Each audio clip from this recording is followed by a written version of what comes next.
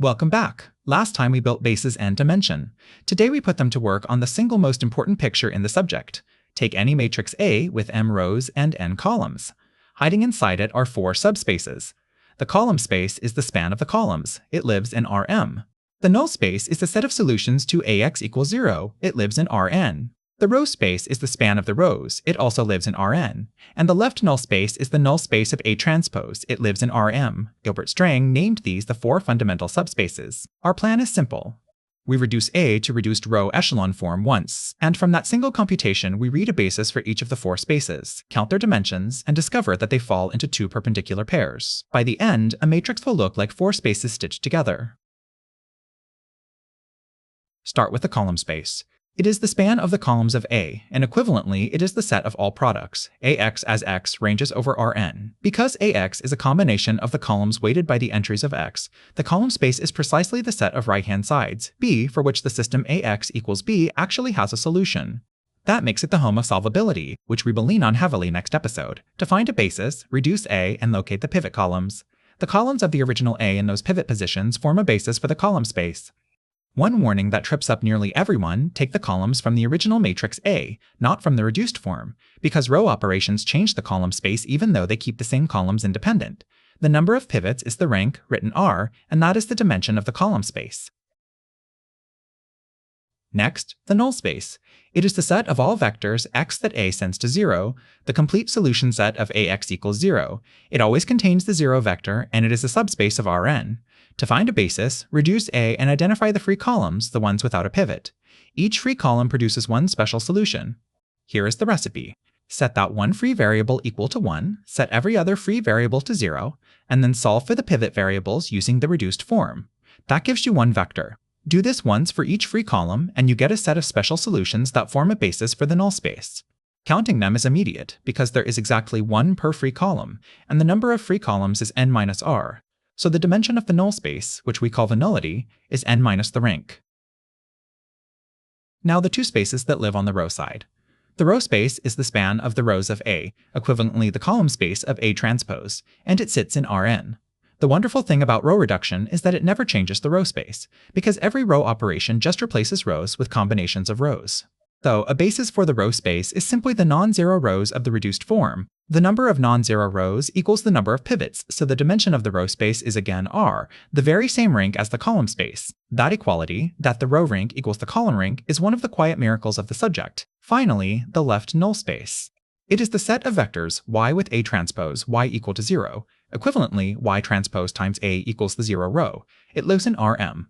To get a basis, run elimination on A transpose. Its dimension is m minus the rank.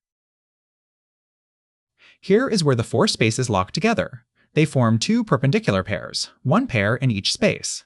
In the input space, Rn, the row space is perpendicular to the null space. The reason is built right into the definition, saying Ax equals 0 means every row of A dotted with x gives 0. So x is perpendicular to every row, and therefore to the entire row space. In the output space Rm, the same argument applied to A transpose says the column space is perpendicular to the left null space, and these are not merely perpendicular, they are orthogonal complements. In Rn, the row space has dimension r and the null space has dimension n minus r, and those add up to n with no overlap but the 0 vector, so together they fill the whole space. The same balance holds in Rm, where r plus m minus r equals m. Each space is cleanly cut into 2 perpendicular halves. Let's put all 4 on one canvas. On the left is the input space, Rn, drawn as a large oval. A perpendicular crossbar splits it into 2 wedges. The upper wedge is the row space with dimension r. The lower wedge is the null space with dimension n minus r. The little right angle mark where they meet says they are orthogonal complements, perpendicular, and together filling all of Rn, meeting only at the 0 vector at the center. On the right is the output space, Rm, split exactly the same way. Its upper wedge is the column space, dimension r, and its lower wedge is the left null space, dimension m minus r, again perpendicular and again filling the whole space. Notice the symmetry. The 2 spaces of dimension r, the row space and the column space, sit on top. The 2 null spaces sit on the bottom. Next episode, this same diagram grows arrows, as A carries the row space across to the column space. This figure is the working recipe on a single page. On the left is a matrix A. An arrow labeled elimination carries it to its reduced row echelon form on the right. The pivot columns of the reduced form are highlighted in gold. A callout drops from those pivot positions back down to the matching columns of the original A, because those original columns are the basis for the column space. The non-zero rows of the reduced form are highlighted in blue, and they are the basis for the row space, taken right where they sit in the reduced form. The free columns, the ones without pivots, each spawn a special solution, and those special solutions are the basis for the null space. Off to the side, a reminder that the fourth space, the left null space, comes from running the same elimination on A transpose. 1 reduction, 4 bases. Keep this picture beside you while you work the examples. Let's work a full example. Take A to be the 3x4 matrix with first row 1, 2, 1, 3, second row 2, 4, 3, 8, and third row 1, 2, 2, 5. We reduce it. Subtract 2 times row 1 from row 2 and subtract row 1 from row 3. After cleaning up the third column, the reduced row echelon form has first row 1, 2, 0, 1, second row 0, 0, 1, 2, and a third row of all zeros. Read off the structure. There are pivots in columns 1 and 3, so the rank is 2. Columns 2 and 4 are free. The matrix has 3 rows, so M is 3, and 4 columns, so N is 4. We now have everything we need to write down all 4 subspaces. Keep this reduced form in view, because every basis in the next 2 slides comes directly from it. Now read off the 2 spaces of dimension R. For the column space, the pivots sit in columns 1 and 3, so we take columns 1 and 3 of the original matrix A. Those are the vector 1, 2, 1 and the vector 1, 3, 2. They form a basis for the column space, a 2-dimensional subspace of R3. Remember, we pulled these from the original A, not from the reduced form. For the row space, we take the non-zero rows of the reduced form directly, the row 1, 2, 0, 1, and the row 0, 0, 1, 2. Those 2 vectors are a basis for the row space, a 2-dimensional subspace of R4. Notice the punchline. The column space and the row space both have dimension 2. That is the rank, and it confirms the deep fact that row rank always equals column rank, even though the 2 spaces live in different dimensions. Now the 2 null spaces. For the null space, the free columns are 2 and 4, so we build 2 special solutions. From the reduced form, x1 equals negative 2x2 minus x4, and x3 equals negative 2x4. For the first special solution, set x2 to 1 and x4 to 0, that gives the vector negative 2, 1, 0, 0. For the second, set x4 to 1 and x2 to 0, that gives negative 1, 0, negative 2, 1. These 2 vectors form a basis for the null space, whose dimension is n minus r, which is 4 minus 2 equal to 2. You should check that A times each of them really is 0. For the left null space, the dimension is m minus r, that is 3 minus 2, which is 1. We need one vector y with y transpose times A equal to the 0 row. The 0 row appeared because row 3 minus row 1, minus the combination that cleared row 2, vanished, and tracking that combination gives y equal to 1, negative 1, 1 up the scale. A second, shorter example that shows the extremes. Let B be the 2x3 matrix with first row 1, 0, 2, and second row 0, 1, 3. It is already in reduced form with pivots in columns 1 and 2, so the rank is 2 and column 3 is free. The column space has rank 2 inside R2, so it is all of R2. The standard basis vectors do the job.